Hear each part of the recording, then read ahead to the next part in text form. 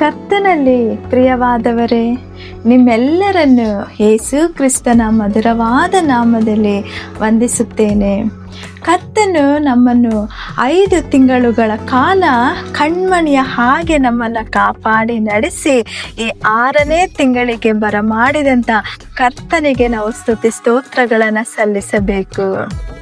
ಈ ದಿನದ ದೇವರ ವಾಕ್ಯದ ಭಾಗ ಲೂಕನ ಸುವಾರ್ತೆ 5ನೇ ಅಧ್ಯಾಯ 4ನೇ ವಚನ. ಆಳವಾದ ಸ್ಥಳಕ್ಕೆ ದೋಣಿಯನ್ನ ನಡೆಸಿ ಮೀನು ಬೇಟೆಗಾಗಿ ನಿಮ್ಮ ಬಲೆಗಳನ್ನು ಹಾಕಿರಿ ಎಂದು ಹೇಳಿದನು. ಪ್ರಿಯರೇ, ಕ್ರೈಸ್ತ ಜೀವನದ ಮೇಲ್ನೋಟದ ಭಾಗವೂ ಇದೆ, ಆಳವಾದ ಭಾಗವೂ ಇದೆ. ಕೇವಲ ಸಂತೋಷವಾಗಿ ಬದುಕುವವರು ಇದ್ದಾರೆ, ಆತ್ಮೀಕವಾದ ಸಕಲ ಆಶೀರ್ವಾದಗಳಿಂದ ತುಂಬಲ್ಪಡಬೇಕು ಎಂದು ಬಯಸುವವರು ಕೂಡ ಇದ್ದಾರೆ. ಹೆಸರಿಗೆ ಮಾತ್ರ ಕ್ರೈಸ್ತರಾಗಿ ಬದುಕುವವರು ಇದ್ದಾರೆ. ಆತ್ಮದಿಂದಲೂ ಸತ್ಯದಿಂದಲೂ ಕರ್ತನನ್ನು ಆರಾಧಿಸುವವರು ಇದ್ದಾರೆ. ಅದೇ ರೀತಿ ಕೆಲವರು ಸಾಕ್ಷಿಯ ಸೇವೆ ಮತ್ತು ಅನುಭವದವರೆಗೂ ಬಂದು ನಿಲ್ಲುತ್ತಾರೆ.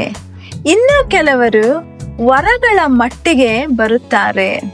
ಇನ್ನು ಕೆಲವರು ಕ್ರಿಸ್ತನ ಪ್ರೀತಿಯ ಮೇಲೆ ಒಂದು ಪ್ರೀತಿಯಿಂದ ಆತನ ಆಳದವರೆಗೂ ಹೋಗುತ್ತಾರೆ. ಇನ್ನು ಕೆಲವರು ಪರಿಶುದ್ಧಾತ್ಮನ ಅಭಿಷೇಕದವರೆಗೂ ಬರುತ್ತಾರೆ. ಕೆಲವರು ಮೇಲ್ನೋಟದ ಆಶೀರ್ವಾದಗಳಿಗಾಗಿ ಕರ್ತನನ್ನ ಹುಡುಕುತ್ತಾರೆ.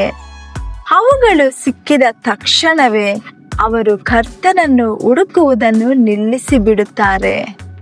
ಆದರೆ ಆಳವಾದ ಸಂಬಂಧವಿದ್ದರೆ ಮಾತ್ರ ದೇವರ ಪ್ರೀತಿಯನ್ನು, ಮಹಿಮೆಯನ್ನು ಮತ್ತು ಆತನ ಮಹತ್ವಗಳನ್ನು ಕಾಣಲು ಸಾಧ್ಯವಾಗುತ್ತದೆ. ಆಳಕ್ಕೆ ನಡೆಸಿಕೊಂಡು ಹೋಗಿ ಎನ್ನುವುದು ಕೇವಲ ಪೇತ್ರನಿಗೆ ಮಾತ್ರ ಅಲ್ಲ, ನಮ್ಮಲ್ಲಿ ಪ್ರತಿಯೊಬ್ಬರಿಗೂ ನೀಡಲಾದ ಒಂದು ಪ್ರಮುಖ ಆಜ್ಞೆಯಾಗಿದೆ. ಇಲ್ಲಿ ದೋಣಿ ಎಂದರೆ ನಮ್ಮ ಕುಟುಂಬದಲ್ಲಿರುವ ಪ್ರತಿಯೊಬ್ಬರು ಆತ್ಮೀಕವಾದ ಆಳದ ಅನುಭವಕ್ಕೆ ಹೋಗಬೇಕು. ನೋಹನ ನಾವೆಯು ಕ್ರಿಸ್ತನಿಗೆ ಗುರುತಾಗಿತ್ತು. ಆ ನಾವೆಯೊಳಗೆ ನೋಹನ ಕುಟುಂಬದವರೆಲ್ಲರೂ ರಕ್ಷಿಸಲ್ಪಟ್ಟರು. ಆ ನಾವೆಯೊಳಗೆ ಎಲ್ಲವೂ ಇತ್ತು.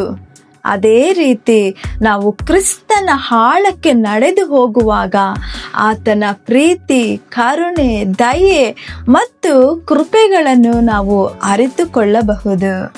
ಹಾಗಾಗಿ ದೇವರ ಪ್ರೀತಿಯಲ್ಲಿ ಆಳದ ಒಂದು ಅನುಭವಕ್ಕೆ ನಡೆಯಿರಿ. ಹಾಗಾಗುವಂತೆ ದೇವರು ತಾನೇ ನಿಮ್ಮ ಜೊತೆಯಲ್ಲಿದ್ದು ನಿಮಗೆ ಸಹಾಯ ಮಾಡಿ ನಡೆಸಲಿ. ಆಮೇನ್. God bless you.